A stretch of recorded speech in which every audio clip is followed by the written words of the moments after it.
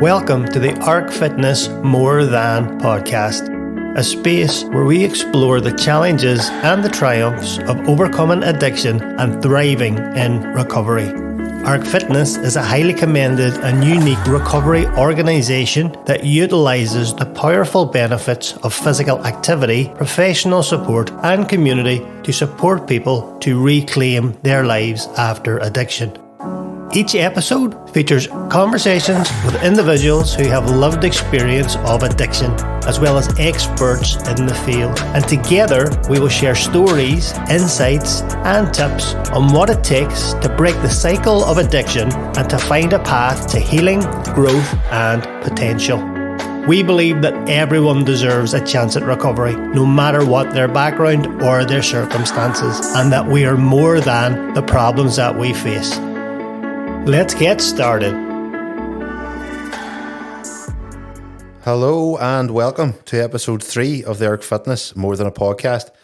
This podcast is a fresh and empathetic perspective on what it takes to overcome addiction and build a brighter future. Each episode will be featuring candid conversations with guests from a variety of backgrounds, as well as practical tips and insights on topics ranging from managing triggers and cravings to building a support network and developing healthy habits. So whether you're in recovery, thinking about recovery, or supporting someone in recovery, we invite you to join us and listen to conversations with individuals who have lived experience and experts in the field as we share stories, insights and tips on what it takes to break the cycle of addiction and find a path to healing and growth. And today's episode is co-presented by myself, Henry Roddy, and the one and only Warren Fuller. Hold on, have to do a wee. Hello, Warren. Yeah, I like that one. Hello, there. Warren. Good to see you. And the topic today is navigating Christmas without going crackers. So, Warren, do you want to start us off? Just introduce yourself. I think you've done this before, have you? Done it a couple of times. I wouldn't say I'm a professional at it, but then I wouldn't say I'm a professional at anything. But I have actually spoke on this topic before too, which I always find funny because people is always challenged by this time of year, even though it's maybe 1-2 days tops. We put a lot of thought on that and we worry about it. It is a big build-up. We worry about it a lot. And I think you give power to your fear. Yeah. I think people make it out more than it actually has to be. Yeah, 100%. Now, this is my first podcast, Warren, as you know. I've not done this before. Mm-hmm. Just to introduce myself, I've been in recovery 2.5 years. Came to the ARC about 2 years ago. Member of the ARC team. Like yourself, I facilitate the check-in groups. For anyone that doesn't know, it's like ARC spin on a support group. Mm-hmm. You know, it's their own wee thing, but it's a support group for all intents and purposes. And in regards to the Christmas topic, I mean, November 1st. Christmas starts November 1st. Mm. And let's just get the elephant in the room out of the way. Mm-hmm. We both have jobs that get very hectic around this time of year. Very hectic. I myself, I deliver parcels. I deliver the stuff that you buy online. Mm-hmm. And so we've been just getting steadily busier and busier and busier, and over the next couple of weeks, it's just going to get completely insane. Mm-hmm. So for me, Christmas often is sort of got this anxiety running up to this period, and then it gets busy, and then I just can't think or breathe. You're much similar in your work? Well, I mean, outside of what I do in ARC, I do the same kind of as you, the check-ins, peer support. I would do a bit of the ARC Academy online, which is our learning platform.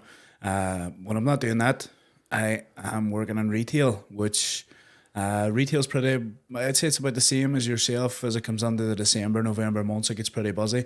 Actually, I don't think I've enjoyed a Christmas since I started working retail for that reason. You know, the minute, as you say, November 1st rolls around, you know instantly everything is going through the roof. Whether it be people coming in and buying, whether it be people's attitudes whilst they're in buying, whether it be the rush, the buzz. It can be tough. It can be tough, and again, it can be tough for people that aren't even in recovery. You know, it's an all across the board thing. We don't own the stress in recovery. Us, we don't own the stress in Christmas. Us people that's in recovery, but I kind of it's a bit grim now. I'm not going to lie. The minute November rolls around, I instantly know that I'm going to be stressed for the next 2 months. Like. Yeah. And what about Christmas in recovery? Like, I remember. This will be my 3rd Christmas in recovery coming up. I remember my first one. Well done. Thanks. Round of applause, anyone? That was the wrong button here. Hold on, I'll give you a different one. 3rd Christmas in recovery coming up, and I remember the first one. I was about 9 months at that time. And much like now, what I was struggling with at that time was sitting still and not doing anything. I was keeping myself so busy, running from one thing to another. I was always going somewhere, coming back from doing something, or was in the middle of doing something. I never had nothing on, which, as stressful as the job was over Christmas, that sort of quelled that thirst. They did not stop. And I remember when it came time to the actual Christmas festivities themselves, I was a bit lost. Previous Christmas, you get away with just going a bit mad on the drink or the drugs or whatever it was you were doing. It feels that bit more normal to be doing it like at 12 in the afternoon, know. So I didn't, but as you touched on when we were doing the introduction, I think the worst part about it was the anticipation for what it's going to be like. On the day itself, I think we watched, the Top Gear boys done something on Amazon. I can't remember the name. The Grand Tour. We watched the Grand Tour specials. We watched movies. My family sort of dotted around the UK, and we don't see each other. We're not all in the one room too often. But at Christmas, we always make a good effort. So, and the run up to it, I was really anxious, and I had bought far too much stuff for everyone. Far too much stuff for everyone. I just, I don't know if I was trying to prove something to myself or to them or what I was doing, but I bought all these presents, and it was on the day itself. It was actually, as you said, it was one day, and it was okay. And what I did was, as a member of ARC at that time, we had on Boxing Day, a few of us met up. We went to walk along the quay. And I touched on with, I'm involved in some 12-step recovery stuff too. So I was meeting people from there. I was meeting people from ARC. So on my actual downtime, I got 4 days off. And on my downtime, like every single day, I had something that I was doing, whether it was a Zoom meeting or whether it was a physical meetup. I was meeting other people in recovery. And the worst part about it was definitely the fear, the anticipation towards coming up to it. Yes. I don't know what that's like for yourself. How was your first Christmas sober? Do you remember it? I think I was afraid to go out the door in case drugs were waiting outside the house just to jump at me. I didn't want to move. I didn't want to look at anything. I didn't want to go in anybody's houses for fear they were drinking, and I might have been pulled into that lull of drinking. So I think my first Christmas in recovery kind of looked like my other Christmases in addiction, where I isolated myself. You know what I mean? For fear of what situations I was going to be in. Now, the ones in addiction would have been different. I would have isolated myself just to sit in the house and take stuff, you know what I mean? I didn't want to be around anybody. I didn't want to socialise. I was happy enough with me and my drugs and that was it. So, I mean, on the outside, on the surface, I think maybe nothing changed in recovery. My second one was different. I pushed the boat out a bit there, went out kind of on Christmas Eve, went around the houses, and then we went, bits and pieces on Christmas Day and Boxing Day. But again, I was afraid of it. I was afraid that it was letting my guard down. I had to have it up all the time. I couldn't be in situations where there was going to be something like that around me for fear that I would fall. Where the reality is, I could have fell just in the house, just to see him. You know what I mean? There was drink in the house where my partner might have been having a wine over our dinner. So again, I was giving power to the fears that I was making up myself. Yeah. Yeah, and there are specific triggers around Christmas time. I mean, it's ingrained in our culture. Any celebration time tends to come with a drink in one hand, So certainly, if you're going around and you're doing the houses, you're going around the houses on Christmas Eve and you're visiting the family, you'll often find drink will be in the way. So what's the best thing we can do in regards to that? I mean, one thing that pops to mind is the communication and the establishment of boundaries around loved ones. Which I think is easy said and easy done with those you're very closest to, those that you live with. But these other members of your family, maybe you're only seeing here and there, maybe they don't know your whole story. So you're always going to be in that position where someone could turn around to you and go, do you want a drink? So if somebody was to say to you, do you want a drink? Say I was to ask you now, do you want a drink? Yeah. What would your answer be? I don't drink. It seems pretty simple to me. Isn't it? Well, I mean, the thing is, a really lovely lady, Adele Moore, told me a long time ago that no is a full sentence. Yeah. So it's just that simple. Yeah. You're just saying no, that's it. Yeah. I remember, I think it might have been last year, around a lot of houses dropping off presents, and I had a coffee in every house I was in. Yeah. And then you get literally charged your phone off me when I got back to the house. You know what I mean? I didn't, that was it. That I thought, you know what, I'm not going to drink as many coffees next year. Yeah. Yeah. So that was something I learned that year. Was definitely, I might not be drinking, but I need to watch what my coffee is Yeah. as well. I mean, you're going to be under pressure. Somebody, because you're going to look like an old man out when you're not drinking in an environment where everybody else is drinking. Yeah, yeah, Fair enough. What's the worst that can happen when you're looking like an old man out? Like? yeah, yeah. No is a full sentence. 100%. Yeah, and I don't need to break down my entire story. I don't even need to tell anybody I'm in recovery. I don't actually owe anybody an explanation as to why I'm not drinking. Just no, I'm not drinking today. That's not like you, big man. Aye. I'm pregnant. Not sure if I could get away. Well, I could probably get away with that physically at the minute, but that's a different story. That's a different story. And obviously, we don't have to be at every social gathering. You know, somebody invited me to a wedding early in recovery. I didn't go to the wedding because it just didn't feel comfortable in that setting at that time. They still got married. I believe they had a great day. You know, life went on.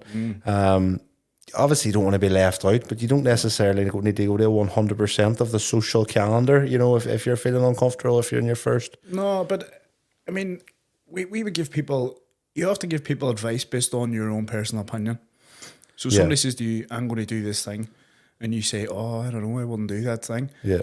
Allow the person to make the action that they're going to act. Yeah. Allow them to choose that path for themselves, you know, if it's the right decision because they've decided it. Yeah. So although maybe I wouldn't go to your parties or like yourself near a wedding, like I wouldn't say everybody has to do that. 100%. You know what I mean? You make your own bed, basically. Like find out what the age is of your recovery yourself, and then you'll know the answer. Like, but I mean, going back to my first Christmas, I was afraid that any time I stood outside that door, I was going to fall. I ignored everybody on the phone. Where in hindsight now, I know that the power was there for me just to say no or having a plan. If I was going into them environments where I knew that drink and drugs maybe was going to be in the mix or it was going to be a stressful situation, like A-Team, have a plan. Yeah. I didn't think I would make an A-Team reference. Like, I mean, I thought it was only a matter of time. We probably just alienated half our listeners here. I'll change it here. There we go. I'm back on my cool kids now. No, 100%. And obviously when we do our peer support work at ARC, it's nice to help out and it's nice to be able to offer somebody support and compassion. But I take so much from it. Because just what you're saying, I would be a bit on the more cautious side when it comes to social events in my recovery, my personal story. Yeah. But as a sport worker in ARC, I get to talk to a load of other people who are living their personal story and they're doing it their way. And you hear somebody going, I'm going to this gig or I'm doing this and I'm doing this. And I'm almost nervous for them because that's my... But I just say, well, that's brilliant. Have you got a plan in place or whatever? And we'll talk about it. We'll support them. We'll encourage them. And then they come back and they're like, you know, oh, it was great. Or sometimes they'll come back and go, it was really uncomfortable or whatever. And you can talk it out. But I take a bit of courage from other people's courage sometimes. And like, I'd be like, maybe very cautious in my own box. And we listen to other people do those stories of just going ahead and doing things. There's another elephant in the room that's only a matter of time to come up here in conversation. Alcohol-free drinks. Ooh. There's a lot of different opinions on alcohol-free drinks. There is. I can tell you now, right? I have seen just as many people navigate a good recovery by using an alcohol-free drink when they felt the need to use a full-fat alcohol drink, right? That have navigated successfully. But at the same stage, I've seen people that it has had dreadful consequences. That they have 100%. Left that door open, they let the taste, the habitual motion, the habitual movement, the environment, let's say, and they fell off a wagon. And they've done so because they left that door open, an alcohol-free drink. I am not in a position to sit here and tell anybody yes or no. I'm just going to tell you I've seen just as many successes and failures. I have never felt the need to take one. I mean, I don't think I would ever take 0% cocaine, right? But the chances are somebody's probably sold me that at some stage, right? But you definitely took that. So I would be a person that doesn't drink for the taste of the drink. You know what I'm saying? So I couldn't imagine a behaviour choice that would lead me to sit and drink 0% vodka, let's say, because it just wouldn't be something that I would enjoy. I might as well have a glass of water or something. You know what I mean? It's the same benefit at the end of the day, but I couldn't tell you either way. Look, if somebody comes to me and say, could you give me advice? What do you think I should do? I would say back to them, what do you think you should do? Who knows you better than you? So if it was going to get you through a stressful situation, it was going to hold you, then maybe. If it was the last stop before you relapse, then maybe. But if you find yourself sitting every night drinking 8 cans of 0% Heineken, then look, there might be a wee problem there, Dorothy. There might be a wee problem 100%. There. And I was told coming into recovery quite sternly that I shouldn't. Go anywhere near them. Don't do it. And obviously at ARC, we don't apply that method here. We don't tell anybody what you should or you shouldn't do. And I fell into deaf ears because I tried it anyway. I was very early recovery, and I was on a date with a girl who was hungover from the night before. Spoiler alert, it didn't work out. But we were in a bar. She wanted a pint. I think I didn't want to feel left out. I didn't want to feel awkward. I didn't want to ask for a glass of water. Maybe a shame attached with me addiction. I'm not sure. But I thought I'll have a 0-0. And I think I had 3 or 4 in 40 minutes. And I remember standing in the bathroom and I was going for a pee and I was in a bar. It was a Sunday. I was in the bathroom. I could taste beer and I just this unbelievably feeling of dread, fear and dread came over me. And I couldn't make conversation. I couldn't make eye contact. I went so funny. I had to get out of Dodge so quickly. I had to make an excuse. I'm away. I need to go home. Okay, I went home, brushed my teeth, could still taste the beer. Felt like I had relapsed, and I never touched them since. I would be a fan of a mocktail. I would be a fan. I would be partial to a nice mocktail, a sugary fruit flavored drink with a wee umbrella and a fancy glass, extortionately overpriced. Sign me up, sign me up. But you can see, as you say, it's for each individual person. And if you're at that Christmas party or you're in the office party and you're around people who don't know your full story, who don't need to know your full story, and you want to grab a 0-0 or you want to grab a mocktail and sit there and blend in and have no questions asked, then it's your choice, 100%. It's 100% your choice. But I do echo as well that always with me, I always have to urge a minor bit of caution because it can be a huge trigger.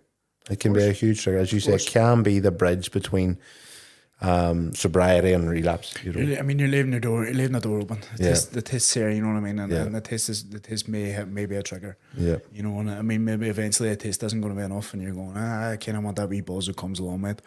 Maybe it won't. I don't know. You know you best. Yeah. Again, I couldn't really give solid advice on that. Again, I've seen as many successes as I have seen failures. Yeah.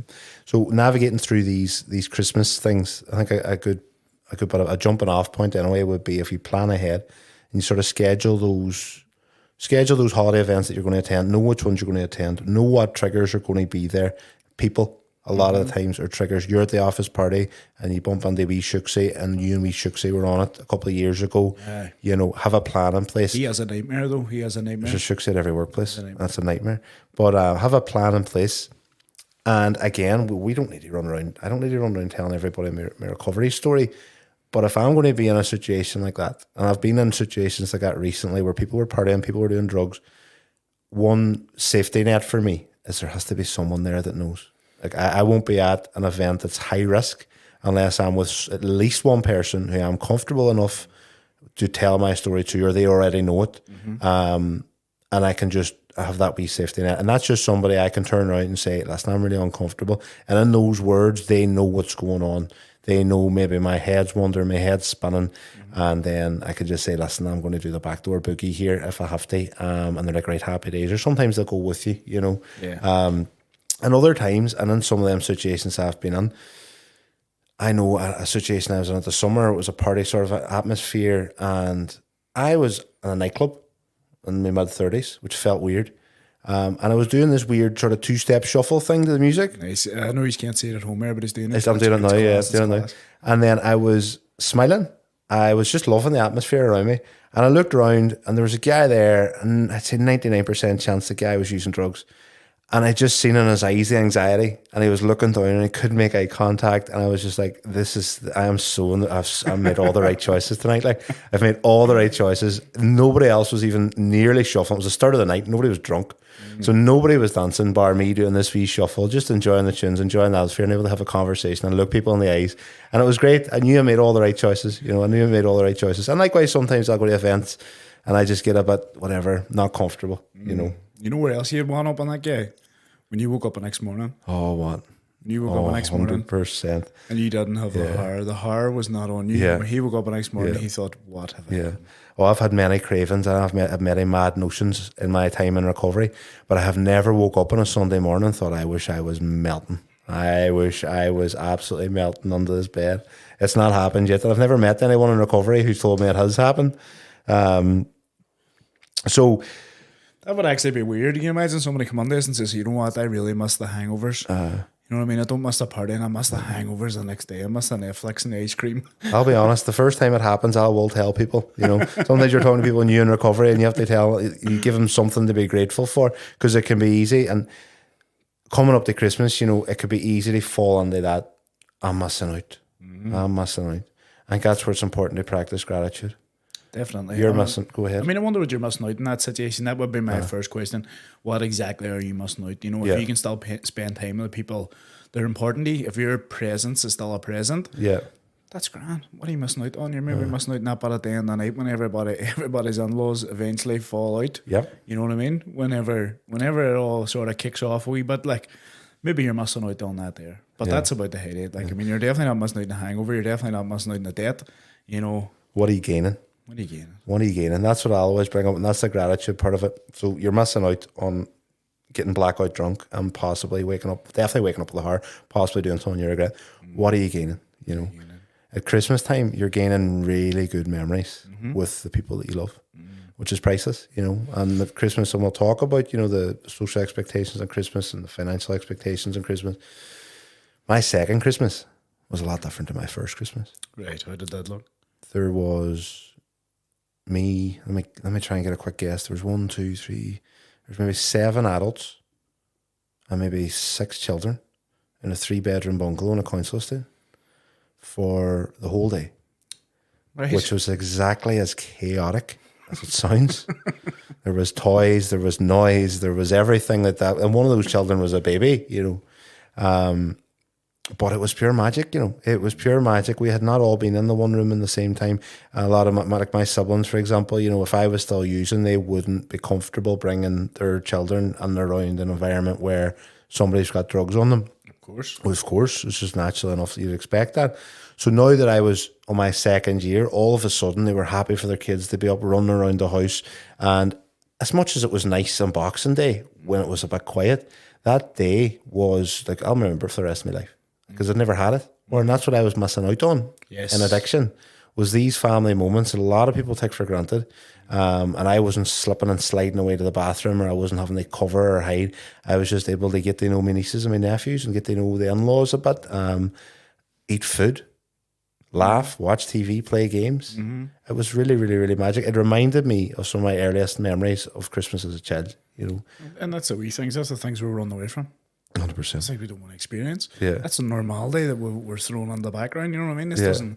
I couldn't be bothered to do that. I don't want to be hiding in the toilet. I don't want to do this. I don't want to be over slabbering at that guy in the corner. You know what I mean? I don't want to be messing up this game of Guess Who. Imagine you just sit down with your niece or your nephew and you actually play the game of Guess Who. And you find Santa with a hat and the glasses. You know what I mean? Again, your presence as a present. That's what it is.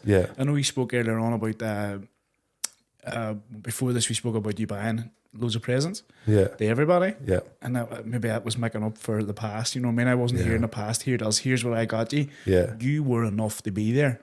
You being there was enough. It doesn't matter about that Ski Electric set. Although if you do want to buy me a Ski Electric set, no, it's not happening. I'm not okay. You being there was enough. And it felt enough to you that second time round, which was great. It's great to hear. Stressful situation that we want to escape from. That sounds like it was pretty stressful, but yet it was one of your best memories. It was something you actually enjoyed in hindsight. And we, like, even people, you mentioned it, like, Christmas is a hurdle for people who aren't in recovery. 100%. Christmas, the social expectations around Christmas, about gift giving and the celebrations and the family, you know, the social expectations that you're going to be there, you're going to give these gifts, you're going to have to play part. And that can be very stressful at the minute. You know, every inflation is something everyone at the minute's feeling. And then we can fall into this comparison and competition sort of trap. And you'll see this, I mean, the social media generation has so much to answer for, and body image, mental health. When we're looking constantly at everybody else and what they're doing, and we're using them. And 9 times out of 10, what you're seeing on the social media isn't real. You know, it's filtered, physically filtered, but it's also I don't put up on social media when I'm having a bad day.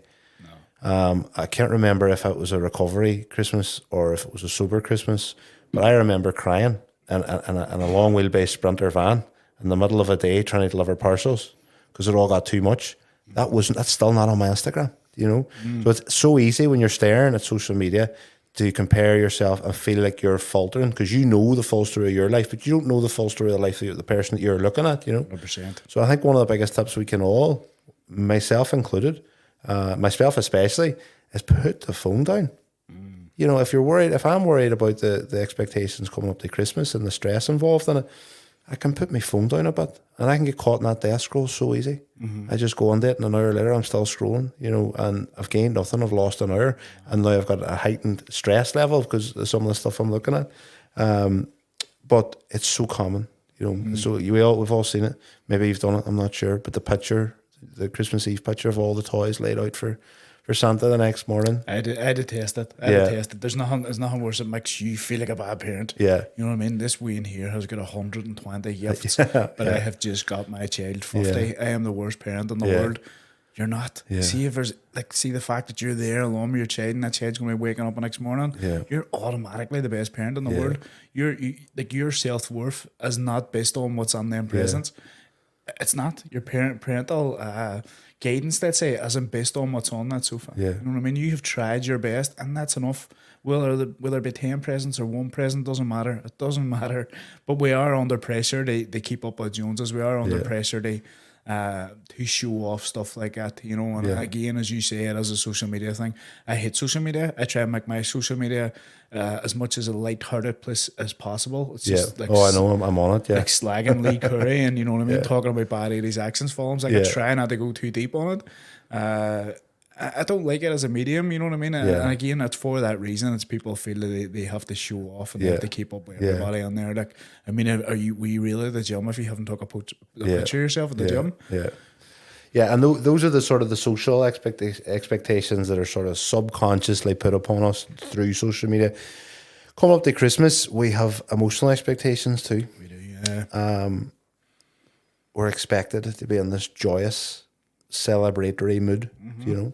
And I think that's where, again, not talking about with your extended family, but certainly with those closest to me, I feel like it's important for them to be aware that I'm a human. I might be in a funny mood, an agitated mood. I might not be skipping up and down on Christmas morning. And that's 100% okay. And when you're navigating Christmas after using substances and for a long time, they put on that joyous persona. If I'm there sober, you know, it's absolutely okay for me just to maybe not be super chatty at 12 o'clock on Christmas 100%. Day. What's wrong with him? He's crab at today. So two things happened there. You asked what was wrong with him. Yeah. And then you automatically decided that he was crab at today. Yeah. Before you found out what the first question was you've asked. People's not going to be good spirits all the time just because it is this one day of the year. Yeah. Doesn't mean everybody's behaviours is just going to change. The sunshine and rainbows. Yeah. I think one of the things that we can do and around this time of year is very important to do, difficult to do, is prioritise the self-care. Very much so. Prioritise the self-care more so now than the middle of the summer, because if your stress levels are heightened and the expectations upon you are heightened, then there needs to be a higher prioritisation on your self-care.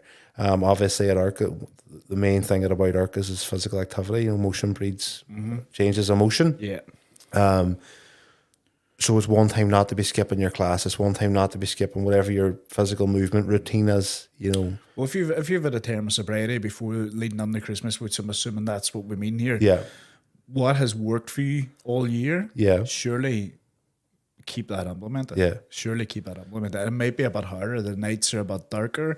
It's a bit colder. Maybe you don't want to leave. Maybe your work, like we would be, it's kind of stressy when you come out afterwards. The thing you want to do is jammies and blanket on the sofa. Try and keep your routines. Try and keep the things that were working for you. There's no reason they think that those things will just suddenly stop working for you because it's cold outside. Yeah. Try and keep them implemented if you can, to the best of your ability. But if you do get caught up in the madness of Christmas and you neglect to do those things, then they will stop working for you, because those are the things that were working for you. I mean, if you're wondering what's changed, you know what I mean? Oh, I just don't feel right now at the minute. Well, what have you changed? What have you changed? What have you changed in your sleep, your nutrition, your hydration, Is it the company you keep? Is it, what are you putting under your body at the moment? What has changed? You'll find you're able to answer them questions if you sit down and really think about it. Yep. And that'll be the same coming on the Christmas, I would imagine. Yeah. So we can prioritize our self-care. We could communicate openly. So with our friends and families, we can communicate with them about expectations, about our boundaries, and help maybe reduce the possibility of misunderstandings. Like if somebody knows that I get a bit awkward when because as I say, I'm still like, I'm happy-go-lucky, and my moods are always very good when I'm very, very busy. See, if I don't go to work or don't do anything for 2 or 3 days in a row, I get a bit funny, So that's your routine? That's my routine. You take me out of my routine, and all of a sudden, my emotional stability is different. But my girlfriend knows that. Like my mum knows that. People around me know that. So it's not necessarily a mystery to them. When I stop, and how I combat that at Christmas is because I'm a morning person. Never wanted to be. Just turned out this way. Sounds like a curse. Turned out this way. I woke up this morning. It's a Sunday, just for the record. It's a Sunday. I woke up this morning, clockwork, 5:30.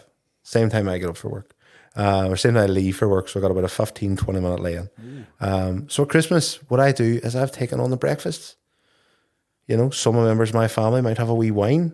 They might be sleeping in a bit. And when they get up in the morning, there's a feast laid out that I've prepared. I love doing it. I love getting out of bed and doing something. If I lay about too long, my mood will up. I've learned this about myself. So get a new routine. Now that my work routine's gone, and that's what normally keeps me happy or keeps me at least balanced, I'll get up and make that breakfast, And that brings me to another point that I was going to say about creating traditions. If you're moving into recovery, it's a great opportunity to create new, long-lasting Christmas traditions that can focus on connection rather than focusing on the material aspects of Christmas, And that's what my breakfast does. 100%. We try and instill new coping mechanisms, methods, and recovery. Traditions is the same thing. Yeah, 100%. The exact same thing. Mine's on Christmas morning, right?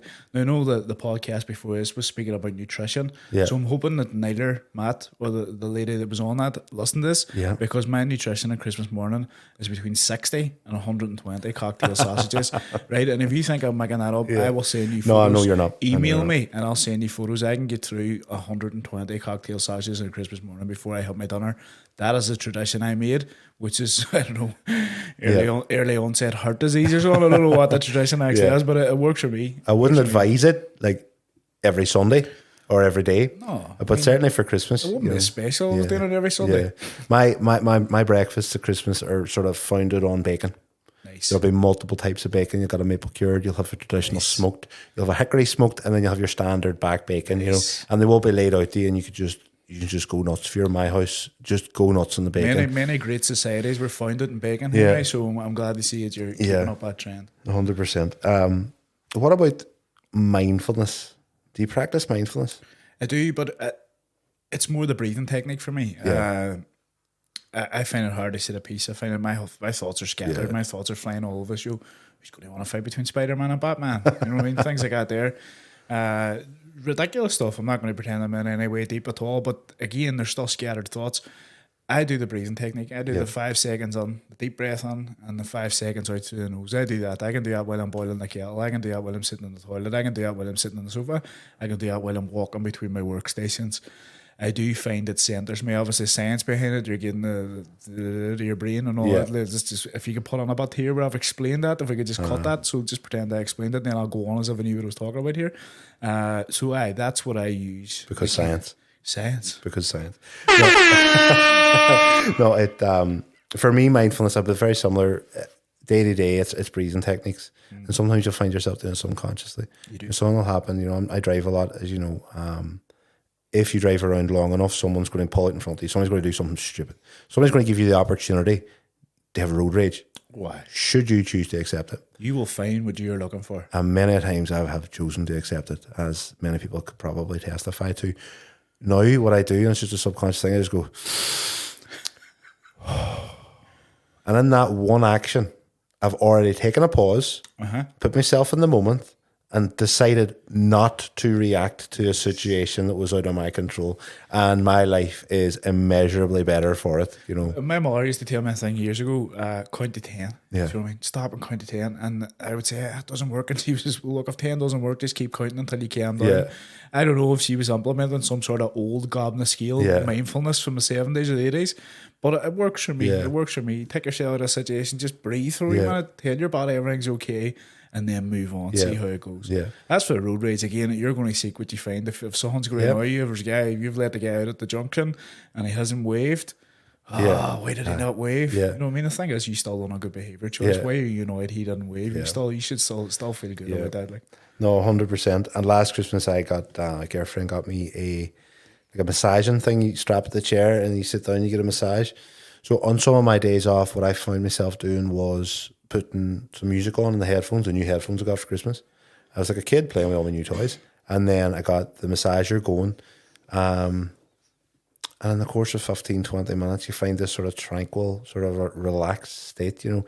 And it was meditating in my own way. I was meditating in there. And these are definitely tools that can become invaluable at Christmas if you've got those family around or whatever. Take 5-10 minutes. Do some breathing. Practice some sort of mindfulness exercise. They bring you into the moment. It's so easy to toil in your head over the past, over the future. But you're robbing yourself of the present moment when you're doing that, you know. So for me, I wouldn't be like, I don't practice mindfulness like 7 days a week, but I have these little habits that are built into my day, such as just take a deep breath. And sometimes you need to take a few deep breaths. Sometimes one deep breath doesn't quite cover it. Somebody showed me, it's going to be hard maybe to put across on a podcast, but somebody showed me a technique where you put your hands behind your head and you hold them back in a stretch motion and you turn your head down to look at your elbow and you hold it and you hold it and you hold it and you hold it, and eventually it's like a vagus nerve reset and eventually you feel this sort of calm coming over you, you know.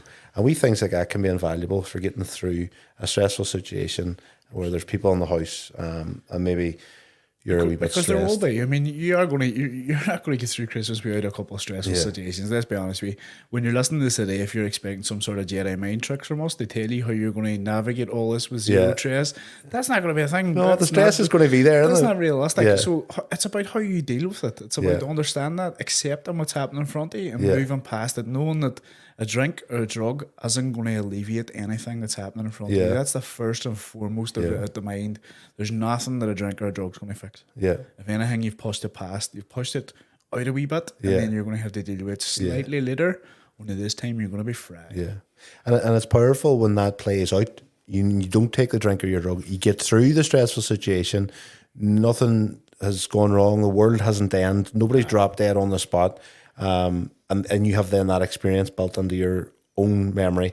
They say the next time a stressful situation, where you now know that not only do you know that drinking doesn't work, but you know that not drinking does work. Yes. You know, and there's other coping mechanisms that you can bring into that's place. it. You've made a new pathway. I was chatting to a guy this week. Now, his normal coping mechanisms would be mindfulness, as we spoke about. You know what I mean? An escape plan, getting out an escape plan. So he found himself in a stressful situation, right? On an airplane. Right, so he's on an airplane. Nowhere to run. So what's your escape plan on an airplane? You're not going out the door, right? The mindfulness isn't working. When you're mindfulness, you're calming down. You're thinking, "Where's the danger around me? You know what I mean? Am I okay to calm down here? Am I in danger?" You're asking yourself them questions. Now, if you're asking yourself, "Are you in danger in an airplane?" as he described it with violent turbulence, then your body's going to be telling you yes. So what he done was the exact method that we spoke about before. He counted the 100. He said, and he counted the numbers out in his head, and he counted the breaths out in his head, and then the situation dissipated. Yeah. And he was on the ground, and he was grand. And what has happened there is he now has learned a new coping mechanism for a stressful situation that isn't escape, that isn't the mindfulness. Yeah. Great.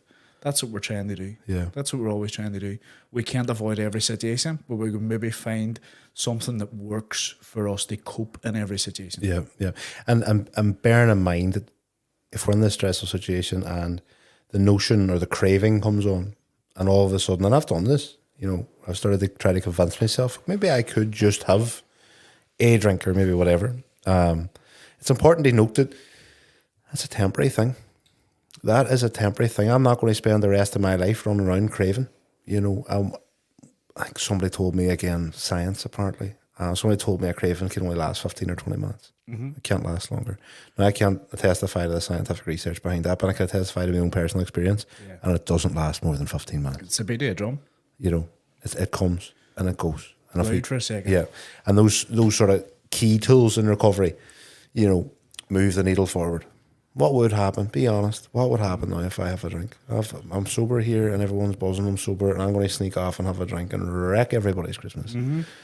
Probably go on it for a week. So you say I could have that one, right? So it's Schrodinger's cat, right? You could have that one, but you could also have another 100 afterwards. Yeah. And you could also wake up 9 the next day. Roll the dice if you have to. Yeah. But if you don't have to, then grand, don't.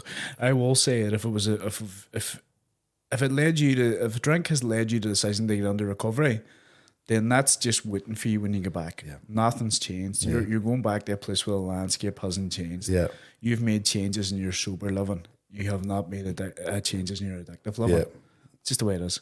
Yeah. 100%. Now, another thing, we'll say this every week in our our declaration that we read at our check-ins. We do not heal in isolation. Now, you're probably not going to be isolated at Christmas when you have all these people around you. Some people maybe don't see that often and they're all around you. But the point that I'm getting to here is, even in a crowded room, you can be isolated in your recovery. For sure. If there's no one around you who has a grasp of what your recovery is, where you're at in it, and you're not talking to anyone about it, you can all of a sudden feel very lonely and isolated in a busy room. And that's where I would think another great tip that I used in my first Christmas, I used it in my second Christmas, and I'll use it again this Christmas, is connect with other people in recovery. That could be text messages, voice notes. That could be a walk. Like I say, my first Christmas, a few of our community, I think every one of that wee walk was all our first sober Christmas. And we had made this plan. We're on Boxing Day, we were going to meet up, we were going to walk, whatever, over the Peace Bridge, and we come back on the new bridge. And it was just great to feel, because when we do our support groups, our check-ins, you know, there's a great feeling of connection and togetherness, and that everyone can identify, even though your story and my story is different, we can identify with each other.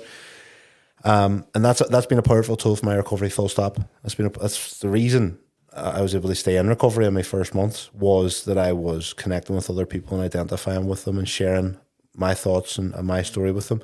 So that can be a very, very powerful tool. 100%. I mean, it's something that maybe we haven't covered here so far. Although we're worried about social situations and a lot of excitement and buzz going on around your Christmases and family situations, there will be people out there that are under recovery and them alone. You know what I mean? They don't have a support networks. They don't have support structures. Yep. They don't have a house to go to on that day. Yep. That in itself is a stressful situation.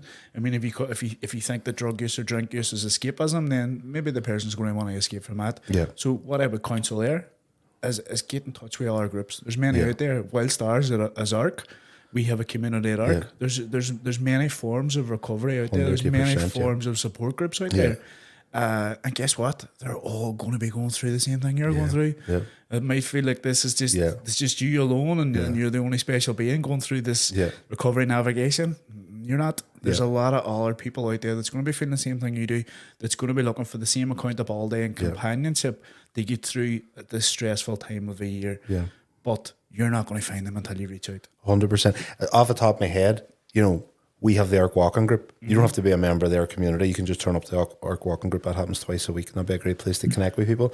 I know, I can't quote the night, but there is a mental health chat cafe. I think it's a Thursday. Claude's Thursday. There's another one down the 3 C's, Community Chat and Compassion. Yeah. We're not going to be able to give you a list here now, but you know, ARC started as a social media page and a signposting service. That's it. And we can still serve as a signposting service. We can. You know, if you are struggling and you're worried and you want to find somewhere where you can connect with people, give us a bell. Give us a ring. 100%, you know, we'll come out in the walking group, speak to Merton, the walking group guru.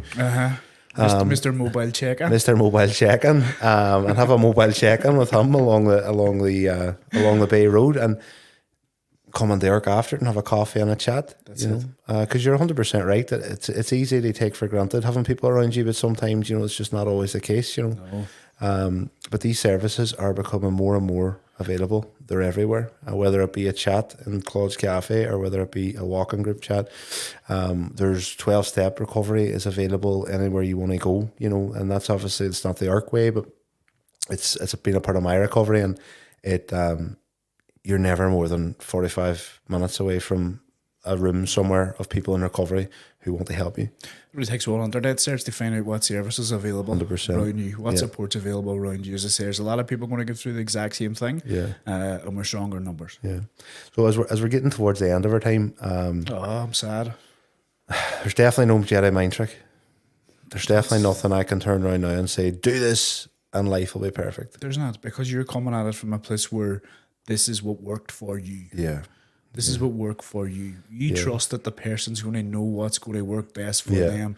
If they think I need to avoid that situation, then yes, you do, because you've decided you do. Yeah. If you feel like, I'm going to go to this party, but I'm going to come back sober, and happy days. Yeah. That's what works for you. Yeah. Do what works for you. Yeah. And if you're wrong, then course correct afterwards. But again, have the big ones, have the escape plan, as you mentioned, accountability to somebody else. Yeah. Have somebody in the room that knows what you're going through. Yeah. And can help you get out of that situation if you get stuck in it. Yeah. And have an independent method of transport or travel to and from the events, so you're not relying on someone else who maybe wants to stay on while you want to leave. Well, I recommend dogs and sleighs just in case the weather gets bad. I know it's not for everybody. But I don't know where I would get them. Not sure where I would get them. Pets at home. Right, okay. I'll look on that next week. But no, it's a very valid point. There was no magic answer for me. I had to find, and actually, when you say about when we get it wrong, when we decide this is the right choice for me because I say it is, and then I go through with that choice, and it turns out it wasn't the right choice for me. Well, I learned there, and the growing is in the learning. Feedback. I worded that wrong. There is no wrong. There. Yeah. So there's feedback. There's always feedback happening. Yeah. You have a relapse. There's feedback in that relapse. Yeah. What could I have done differently? Christmas will be no different. You'll receive feedback of what you want your Christmas to look like going forward. Yeah. People that have been having 5, 6, 7 Christmas in recovery are still receiving feedback. Yeah. They're still going, right, I'll change that up a wee bit next year. That didn't work so well for me. Again, try not to overthink it. Try not to give too much fear to it. If you go on to Christmas Day thinking it's going to be an absolute nightmare, then it's going to be a nightmare, because that's the mindset you're bringing to it. Yeah. That's the mindset you're bringing to it. And the right support system around you, there's nothing you can't handle. 100%. We can recover. We don't heal in isolation. Oh, definitely. Recovery is possible for anybody. Absolutely anybody. And I wholeheartedly believe that. Some of the stories I've heard through ARC and other things, inspirational stories of recovery. It's weird how my self-worth, I didn't naturally want to put my hands on there. Did you notice that? I wanted to point at someone else, and look how inspirational their story was. No, well, the fact of the matter was, there was a time where, I just didn't want to go on anymore. I just didn't want the life anymore. So to be here now, and yes, work's stressful. Yes, work's going to be a nightmare. I can't wait. I can't wait for my 4 or 5 days off at Christmas. I'm going to get the feet up. There's going to be movies. There's going to be chocolate, bacon, all the bacon, as I explained. And I can't wait. I'm sitting here beaming just thinking about it. And for obviously these people can't see us. Let's be honest. I came in here with Slur, a selection box, Cadbury snowballs, a Santa hat, Christmas socks. There's a. So what stood out to me there now, as he says that though, is those are the things that you can't wait for. Yeah. Right. Although you prefixed it with a stress, those are the things that you can't wait for. So those are the things you focus on. Yeah. If you're looking for them things to go right on Christmas Day and they're going to be your happy bits, then they're going to be there because you're looking forward to them. They're going to be there. It's all about the mindset going on there, folks. Honestly, if you're thinking it's going to be a disaster, then it's going to be a disaster. Self-fulfilling prophecy. 100%. The self-fulfilling prophecy. And you said at the very, very beginning, it's one day. It is. It's literally one day. It's one day. 24 hours, just like every other day. It'll come, it'll go. This much we're sure of. If you've lasted 9 months in recovery, 24 hours. Not going to be a problem. No. Not going to be a problem. You're going to jump it. You're going to do it. Not going to be a problem. We have faith in you. We don't know you. We don't know who we're talking to right now, but we have faith in you. So we can do it. That's what we're saying. You can do it. I think so. You spoke on something there. Recovery is possible. Yeah. When people come on the ARC, they see people that's recovering from various substances, various backgrounds. They're not coming on here and seeing professionals. Although there's coaches and professionals and everybody on here, right? And there's all the machines. There's a big gym. But the magic is that they're seeing people that's done it. It's got into recovery. Yeah. They're getting an idea, and an idea is contagious. Yeah. The idea is recovery is possible. Hope is there. Hope. And hope is something I came into recovery with none of. I had no hope left. I didn't think that I could possibly change. I had tried that many times to stop and I couldn't stop, so I thought this was it. I accepted the miserable life I was living, and it was shortly after that I didn't really love it anymore. And I'll share something that a counsellor said to me. A counsellor asked me, done this exercise with me, maybe write a letter to your younger self. And I, quite sharpishly, and in words that I can't repeat here, asked him, well, what am I going to say in this letter? What's the point in writing to my younger self? I'm going to tell him, you're knackered, you're bit. What am I going to tell him? And he just took a sigh, and he says, why don't you tell him that everything's going to be all right, and that your life can have a happy ending? And for the first time in my living memory, I cried a tear of joy. He gave me hope. I believed, and just in that second, I believed that actually this can work out okay. This has been rough, this has been bad, but this can work out okay, and he gifted me that hope. And whenever I started connecting with people in recovery, sometimes I had to borrow their hope. Sometimes I didn't necessarily believe that this was going to be all right, but somebody else believed that it could be all right for me, and that was enough to get through that day. Yeah. Because people don't mind lending you hope. Yeah. People don't mind lending you what you need to get through that hard day. Yeah. It's the same at Christmas. Yeah. People's not going to mind you maybe leaning on them a wee bit more to get you through the bit you need to get through. And if you're worried that you don't have the people that you can lean on around you, now's the time to get in touch with some sort of support network. Definitely. If you are at a complete loss as to what that looks like, give us a bell at ARC. Message us, ring us. We have programs running. We have the walking group going, and we can 100% signpost. If we can't be that support network for you at that minute in time, we can signpost. Certainly, our social media presence is massive. Yeah. It's visible, highly visible. We'll be putting stuff on there. After this podcast goes up, maybe we'll do a wee post where they have things on there for you to put in place. You're not alone. Yeah. You're not alone. You're not the only person suffering this. Yeah. Many people will be going through the same thing, and many people have managed to do it before you. It's possible. You can do it. I think that's a good note to sort of end on.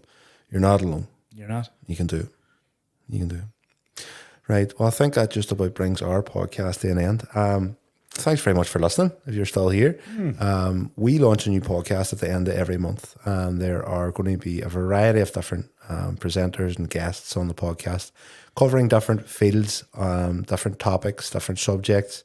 Some people will be professionals, other people like me and Warren winging it for your support. Winging it, and you probably never give it another go. Give it another go. Look, I feel like after this session, this button's going to be uninstalled. Yeah. You know what I mean? Yeah. So I'm going to hit it just the once, because I think this is the last time my listeners are ever going to hear it again. Go ahead. Brilliant. Folks, with that, well, thank you very much for your time. I've been Henry Roddy. I've been Warren Villa. And I hope you have a lovely day. Bye now.